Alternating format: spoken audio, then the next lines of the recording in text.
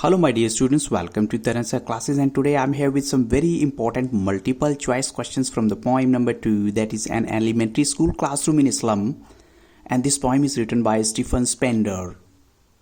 So look at the very first question here. These children belong to a place called, options are Triolis Valley in Austria, suburbs of London, slums in Mumbai, or none of the above. So the correct answer is Triolis Valley in Austria. Second question is, what do you understand by the expression rootless weeds? आपको rootless weeds का क्या मतलब है वो बताना है. So look at the option. The first one is living in poverty. Second is undernourished and withered. Second is homeless. Third one is homeless and four is orphans. और correct answer है option B. उसका reason क्या है कि बच्चों को rootless weeds के साथ कंपेयर किया गया. वीड्स होते हैं अनवांटेड प्लांट जिनको आप नहीं चाहते या बेकार प्लांट होते हैं, और रूटलेस होते हैं उनको जब जड़ से उखाड़ दिया जाता है. तो बच्चों के फेसिस को कंपेयर किया गया ऐसी कंडीशन के साथ जो ऐसे प्लांट्स की होती है. क्वेश्चन नंबर 3 में देखिए, why has the boy been called unlucky here? बच्चे को अनलकी एयर क्यों बोला गया है? तो ऑप्शन हैं he lives in a slum, और सेकंड है he is very poor, third is he has inherited disease from his father, and number 4 is he is not able to go round the world. और correct answer है यहाँ पर option C. अब चलते हैं question number 4 के लिए. What does the expression सोर क्रीम वॉल्स डिनोट? अब आपको क्या लगता है सोर क्रीम वॉल्स का क्या मतलब है इस पूरी जो फ्रेज का? तो ऑप्शन है poverty of these children, classroom not well maintained, no proper ventilation, और classroom wall painted long ago. And the exact answer is classroom wall painted long ago. Question number 5 में है, what is the significance of Triolies valley? आपको Triolies valley की importance बतानी है. क्या है इसमें? A beautiful place full of flowers, children are unaware of this beauty, it is in contrast to sad condition of classroom and all of the above.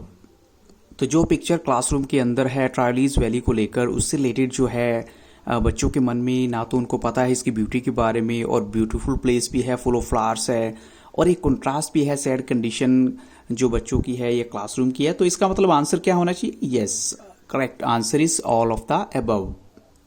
Now move to question number 6. Explain future is painted with a fog. आपको इस phrase का meaning बताना है. Future is painted with a fog. Option is future is bright but not clear, dark and uncertain, full of hopelessness and sufferings, and both B and C.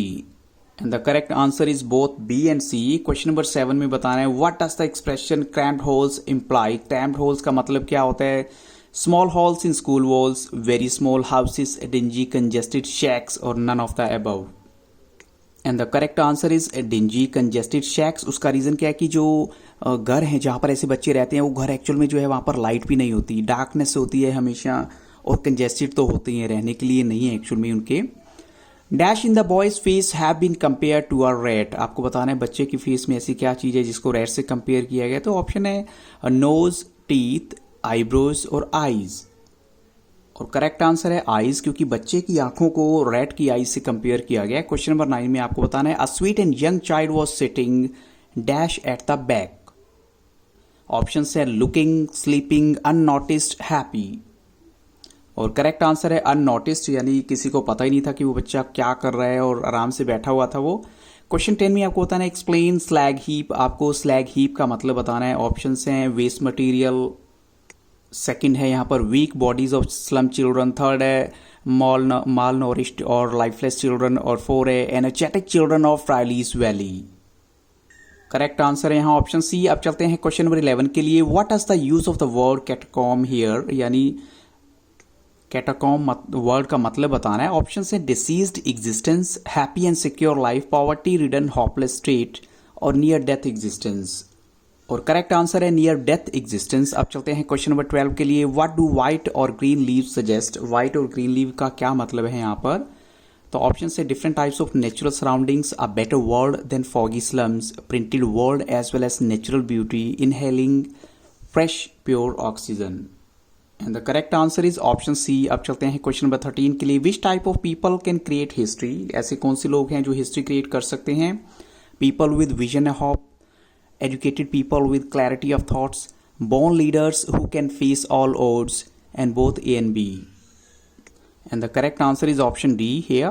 Question number 14. What message does the poet want to convey through this poem? इस poem के through poet क्या message देना चाहता है? तो options हैं sensitivity towards the underprivileged, educating the underprivileged can bring dynamic change in their lives, a great difference in the lives of the rich and the poor, or both A and B.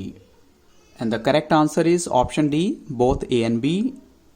So thank you really very much for watching Taran sir classes. लेकिन आपको इतना कहना चाहूँगा, एक 1 mark questions की video भी मैं आपके लिए लेकर आने वाला हूँ और उससे आपकी पोएम की क्लैरिटी और बेटर होगी। एंड नॉट ओनली दैट, आपको जो है हिंदी और इंग्लिश एक्सप्लेनेशन की जो है दोनों समरी भी मिलने वाली हैं।